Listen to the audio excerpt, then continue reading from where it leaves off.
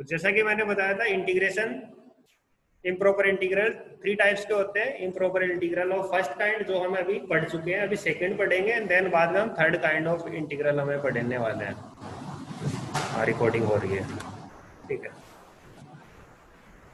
मैंने क्या बताया था, सेकंड काइंड का इम्प्रॉपर इंटीग्रल किस टाइप से होगा, उसमें लिमिट फाइनाइट होंगे, लिमिट ए टू बी जाएगी, ए और बी दोनों फाइनाइट होंगे, कोई भी इनफाइनाइट या माइनस इनफाइनाइट नहीं होगा।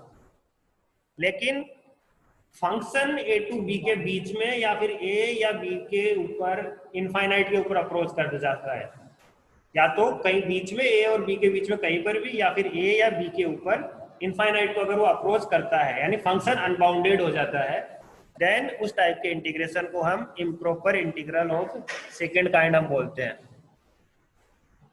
इस टाइप के फंक्शन के ग्राफ मैंने बताए थे, 3 टाइप्स के ग्राफ पॉसिबल हैं। अगर यहाँ पर ए है, यहाँ पर अगर बी है, या तो ए या बी के ऊपर इनफाइनाइट पे फंक्शन अप्रोच कर रहा है, ये मान लो ये फंक्शन है, ठीक है ना, इस टाइप से। तो आप देख सकते हैं कि ए पॉइंट के ऊपर यहाँ प्लस इनफाइनाइट की तरफ जा रहा है, ये फंक्शन है मान लो आपका एफ ऑफ एक्स। तो हम क्या करेंगे, यहाँ बी के ऊपर तो फाइनाइट है, हम इस केस में ऐसा करेंगे कि हम इंटीग्रेशन सी टू बी निकालेंगे। सी के ऊपर तो आप देख रहे हैं कि फाइनाइट वैल्यू है,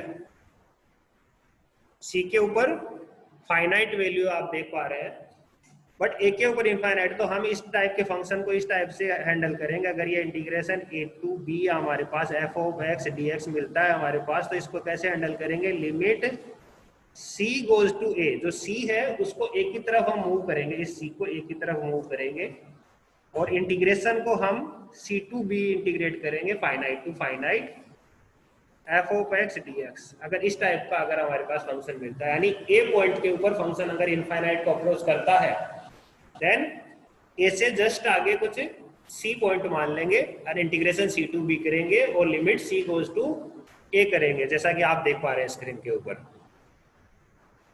दूसरा ग्राफ कैसा पॉसिबल है, यहाँ पर ए है, यहाँ पर बी है, अगर बी के ऊपर फंक्शन इनफाइनाइट को अप्रोच कर रहा है, यानी ये जो बी पॉइंट है उससे फंक्शन इनफाइनाइट को अप्रोच कर रहा है, इस टाइप से आप देख पा रहे हैं यहाँ पे बी के ऊपर यहाँ इनफाइनाइट पे जा रहा है, ये इनफाइनाइट के ऊपर अप्रोच कर रहा है। ये माइनस इनफाइनाइट पे भी अप्रोच कर सकता था, या ग्राफ अगर मैं नीचे की तरफ करता तो एक ही बात है, इनफाइनाइट इनफाइनाइट होता है। ए हो गया, यहाँ पे अभी मैं कुछ सी रख लूंगा, इस सी को अब इंटीग्रेशन ए टू सी करूंगा। पहले मैं सी टू बी कर रहा था, सी टू बी कर रहा था ना, हाँ, अभी ए टू सी करेंगे and then c goes to b हम करने वाले हैं। इस टाइप का integration a to b f of x D x को हम इस तरह से लिखेंगे, limit C goes to b integration a to c f of x D x, ठीक है, ये हो गया। इसके बाद में थर्ड टाइप का ग्राफ इस टाइप से हो सकता है। अभी हमने देख लिया ए के ऊपर फंक्शन इनफाइनाइट को अप्रोच किया, बी के ऊपर फंक्शन इनफाइनाइट को अप्रोच किया, बच गया बीच के अंदर कहीं के ऊपर किसी भी पॉइंट पे ए और बी के बीच में अगर कहीं पर फंक्शन इनफाइनाइट को अप्रोच करता है, तब हम कैसे करेंगे। तो थर्ड टाइप का ग्राफ किस टाइप से पॉसिबल है, किसी फंक्शन का अगर यहाँ पर ए है, यहाँ पर बी है, और फंक्शन का ग्राफ कुछ इस तरह से है, ठीक है, यहाँ पे कोई पॉइंट है और फिर इस तरह से भी कोई ग्राफ हो सकता है, ठीक है। तो ये जो कोई पॉइंट है, मान लो ये पॉइंट क्या है, यहाँ पर ई पॉइंट है, लेट अस सपोज। आप देख सकते हैं ई पॉइंट के ऊपर आप देखेंगे तो लेफ्ट से जाएंगे, ई पॉइंट के लेफ्ट में देखेंगे तो आपको दिखाई देगा कि वो प्लस इनफाइनाइट पे जा रहा है। ई पॉइंट के राइट में देखेंगे तो वो माइनस इनफाइनाइट पे नीचे की तरफ जा रहा है, कहीं बीच के अंदर है ए और बी के बीच में फंक्शन। तो ऐसे में हम इसको इस तरह से करेंगे, इस फंक्शन का हम ब्रेक करेंगे इस तरह से। ए टू मैं यहाँ तक करूंगा, कोई पॉइंट है यहाँ, कोई फाइनाइट पॉइंट ले लेता हूँ, यहाँ पे C1 ले लेता हूँ, ठीक है। ए टू C1 करेंगे, फिर C1 गोज टू E करेंगे हम, A to C1 and then C1 goes to E। फिर इंटीग्रेशन हम करेंगे यहाँ से, यहाँ कोई पॉइंट C2 है, C2 टू B करेंगे, यहाँ पे देखो C2 पे फाइनाइट है, and C2 again goes to E, C2 E की तरफ आएगा तो इधर माइनस इनफाइनाइट वाला भी हो कवर कर लेगा। तो इस इंटीग्रेशन को किस तरह से हम ब्रेक कर सकते हैं? अगर integration a to b f of x dx था आपका, इसको आप ऑलवेज इस तरह से लिख सकते हैं a to e f of x dx plus e to a f of x dx, ऐसा हम लिख सकते हैं। बट हम देख पा रहे हैं अभी एंड पॉइंट e के ऊपर प्लस इनफाइनाइट हो रहा है, एंड राइट वाले इंटीग्रेशन में एंड पॉइंट e के ऊपर नीचे की तरफ माइनस इनफाइनाइट हो रहा है। तो अभी ये दो क्वेश्चन बन गए आपके पास में। तो इसके अंदर आप इस तरह से लिख सकते हैं, लिमिट यहाँ पर C1 goes to E first के अंदर a to C1 f of x dx plus आगे लिमिट, आगे क्या जाएगा, E goes to, sorry C2 goes to E, C2 goes to E, C2 to B f of x dx। अगर बीच में कोई भी पॉइंट आता है तो इंटीग्रेशन को हम दो पार्ट्स में हम कर लेंगे, एंड देन फिर आप अलग अलग लिमिट आप लगाएंगे। तो ये 3 पॉसिबल केसेस हमारे पास बनते हैं second type of improper integral में। देखो इसके एग्जाम्पल हम किस तरह से कर सकते हैं। सपोज हमारे पास एग्जाम्पल है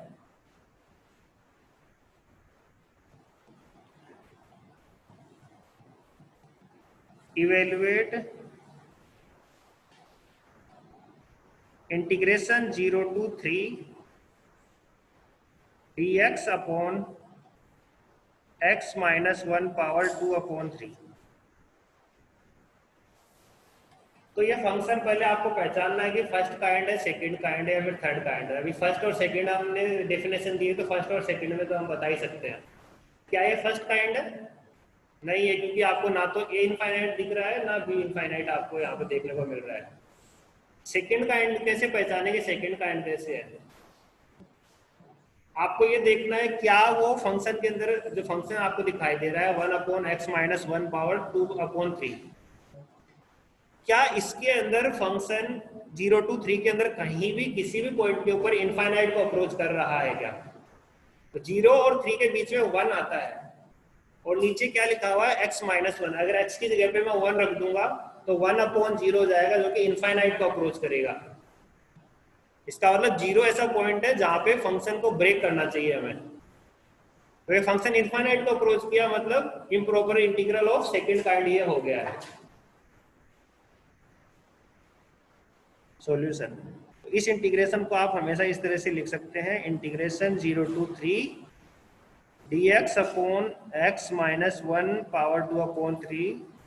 इसको आप 0 to 1 लिख दीजिए पहले, x minus 1 power 2 upon 3 plus 1 to 3 कर दीजिए आप dx upon x minus 1 power 2 upon 3।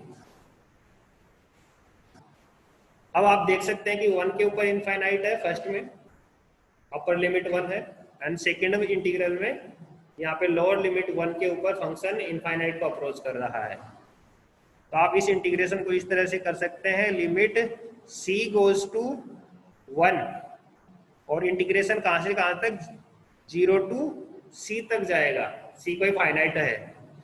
सो dx upon x minus 1 power 2 upon 3 plus second में c goes to again 1, but इस बार c to 3 इंटीग्रेशन 1 की जगह पे यहाँ पे c रखेंगे,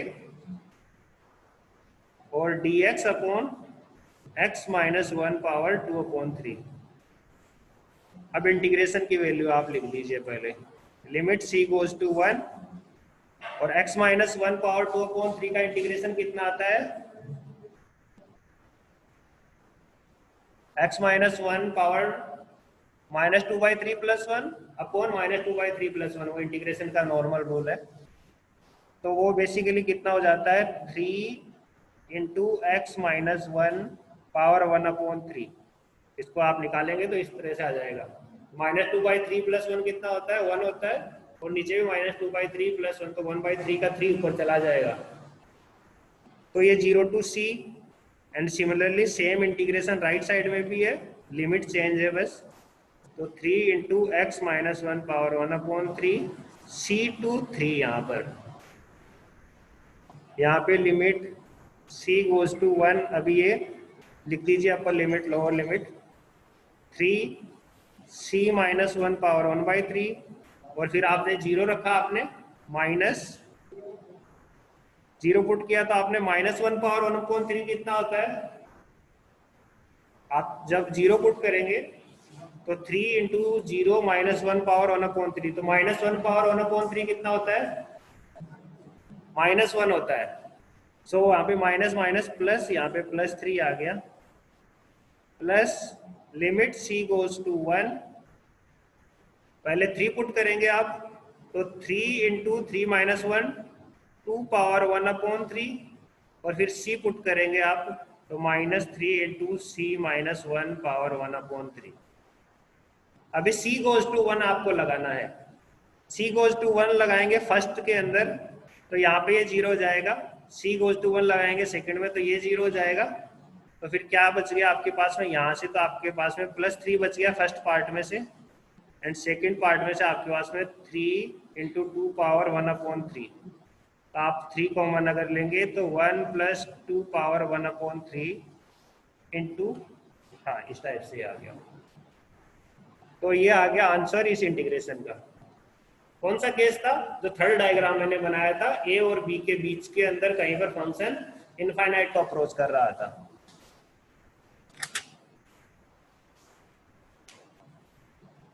कर सकते हैं ना इस टाइप का क्वेश्चन? आसान था ना?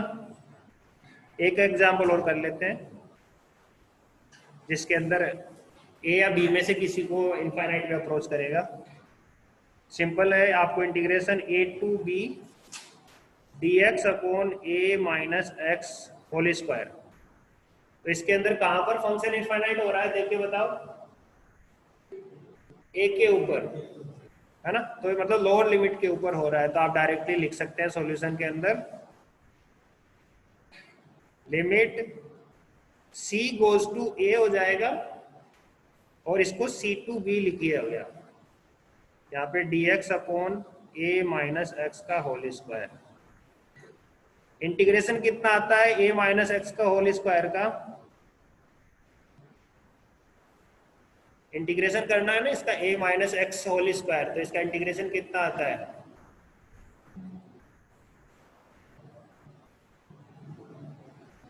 One upon minus of a - x, तो ये हो गया x - a total, x - a हो जाएगा। यहाँ अच्छे से करोगे तो पता चलेगा x - a आएगा। c to b, अब ये लिमिट लिख दीजिए आप, limit c goes to a, अब 1 अपॉन c - a आया फर्स्ट पे, सॉरी पहले b रखना है ना, अपर लिमिट लिखा मैंने तो कितना आया? b - a, फिर -1 अपॉन c - a, ठीक है। फर्स्ट के अंदर तो c नहीं है तो c का कोई रोल नहीं है। सेकंड के अंदर जब मैं c रखूंगा तो 1 अपॉन c - c 0, कितना हो जाएगा वो? इनफाइनाइट पे, तो माइनस इनफाइनाइट हो गया क्योंकि माइनस भी लगा हुआ था। तो यहाँ पे आप ये देख सकते हैं कि ये फंक्शन, ये इंटीग्रेशन क्या करता है? डाइवर्ज करता है एट द पॉइंट a। तो ये इसकी वैल्यू -इनफाइनाइट, तो ये डाइवर्ज कर रहा है क्योंकि इनफाइनाइट या -इनफाइनाइट में से कुछ एक है यहाँ पर। तो सेकंड काइंड में कुछ ज्यादा है नहीं, हो गया सेकंड काइंड। अभी थर्ड काइंड पे हम मूव करते हैं।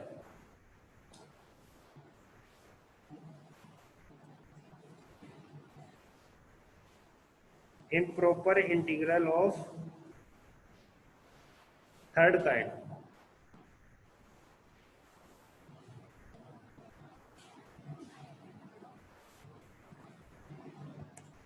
तो थर्ड काइंड क्या होता है? जब फर्स्ट काइंड और सेकंड काइंड दोनों मिक्स होकर अगर किसी क्वेश्चन में आते हैं तो उसको improper integral of third kind हम बोलेंगे। जैसे फॉर एग्जांपल आपके पास में इस टाइप का एग्जांपल है, integration 0 to infinite 1/x² dx, ये आपके पास में है। क्या ये फर्स्ट काइंड इंटीग्रल है? क्योंकि वहां पर इनफाइनाइट आपको दिखाई दे रहा है b की जगह पर, तो ये फर्स्ट काइंड हुआ। क्या ये सेकंड काइंड है? क्या फंक्शन कहीं पर इनफाइनाइट को अप्रोच कर रहा है? लिमिट a टू इनफाइनाइट के बीच में कहीं पर भी, कहां पर कर रहा है? 0 के ऊपर, क्योंकि 1/0 होता है, मतलब फर्स्ट और सेकंड काइंड दोनों का ये कॉम्बिनेशन आ गया, तो ये थर्ड काइंड हो गया फिर ये। तो इस थर्ड काइंड फंक्शन को हमें फर्स्ट और सेकंड काइंड में ब्रेक करके फिर उसके बाद में हम इंटीग्रेशन करना है इसका। कैसे करेंगे? देखो इसका, इस इंटीग्रेशन को क्या मैं इस तरह से लिख सकता हूं, इंटीग्रेशन 0 टू 1 1/x² dx। 1 लिखा हूं मैं, 2 भी लिख सकता था, 3 भी लिख सकता हूं, कुछ भी लिख सकता हूं, plus 1 to infinite 1/x² dx। ऐसा तो लिख सकते हैं ना। अभी जो फर्स्ट इंटीग्रेशन है पहले वाला 0 टू 1, अभी वो फर्स्ट काइंड नहीं रहा है क्योंकि इनफाइनाइट नहीं है 0 टू 1 में, अभी वो सेकंड काइंड का बन गया है। ये जो इंटीग्रेशन है सेकंड काइंड है, क्योंकि 1/0 पे वो इनफाइनाइट, फंक्शन इनफाइनाइट पे जा रहा है, function is unbounded. Second integration में आप देखेंगे वहां पे 1 टू इनफाइनाइट जा रहा है, इसका मतलब वो फर्स्ट काइंड तो हुआ ही, साथ में फंक्शन भी बाउंडेड है, फंक्शन कहीं पर भी इनफाइनाइट नहीं जाएगा। अगर x की वैल्यू 1 रखेंगे तो 1/1² इज 1। जैसे जैसे x की वैल्यू बड़ी रखते जाएंगे वैल्यू और छोटी होती जाएगी, and at the end of infinite 0 की तरफ वो मूव कर रहा है, यानी इनफाइनाइट तो कभी भी नहीं होना है, मतलब फंक्शन बाउंडेड है। और जो अपर लिमिट है वो इनफाइनाइट है, मतलब जो सेकंड पार्ट है वो फर्स्ट काइंड वाला इंटीग्रेशन है, जो फर्स्ट पार्ट है वो improper integral of second kind है। तो आप इस तरह से आप इसको कर सकते हैं। तो आपने basically third kind of integration को आपने फर्स्ट और सेकंड काइंड में ब्रेक करके आप अब आसानी से इसको निकाल सकते हैं। तो इस इंटीग्रेशन को कैसे करेंगे अब? तो पहले वाला में 0 के ऊपर वो हो रहा है इनफाइनाइट, तो यहाँ पे लिमिट c गोज टू कितना जाएगा? c गोज टू 0, जिस पॉइंट पे प्रॉब्लम है c गोज टू 0 और c टू 1 1/x² dx। ठीक है, अभी ये फर्स्ट काइंड है, फर्स्ट काइंड में हम क्या करते हैं, उस इनफाइनाइट को हम इनफाइनाइट की जगह पे हम c रखते हैं, तो यहाँ पे limit c goes to plus infinite होगी, और यहाँ पे 1 टू c 1/x² dx। ठीक है ना, एक को हमने फर्स्ट काइंड इम्प्रॉपर इंटीग्रेशन के अकॉर्डिंग सोल्व किया है, और जो पहले वाला है उसको हमने सेकेंड काइंड के अकॉर्डिंग किया है। अब इंटीग्रेशन आप देख सकते हैं, लिमिट यहाँ पे c गोज टू 0 है, 1/x² का इंटीग्रेशन कितना होता है? -1/x, c to 1 plus limit c goes to plus infinite. यहाँ पे भी इंटीग्रेशन तो सेम ही है पर लिमिट अलग अलग है। अब ये लिमिट्स पुट कर दीजिए, तो लिमिट c गोज टू 0, यहाँ पे -1 माइनस माइनस प्लस 1/c प्लस limit c goes to infinite -1/c minus minus हो गया +1। पहले में c गोज टू 0 है, पहले में c गोज टू 0 है तो कितना आ गया यहाँ पे? इनफाइनाइट आ गया। आगे में c goes infinite +1 is infinite, it is also divergent.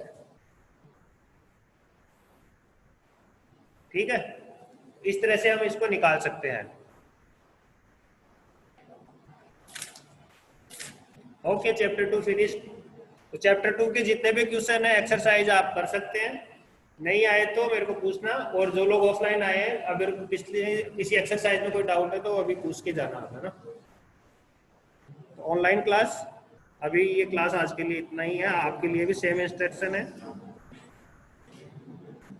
तो आप लोगों के अटेंडेंस का टाइम है, पेपर सर्कुलेट कर दे, पेपर एक फायर करके उसके ऊपर नाम लिख के पीछे दे दीजिए। वीडियो ऑन कर लो भाई ऑनलाइन।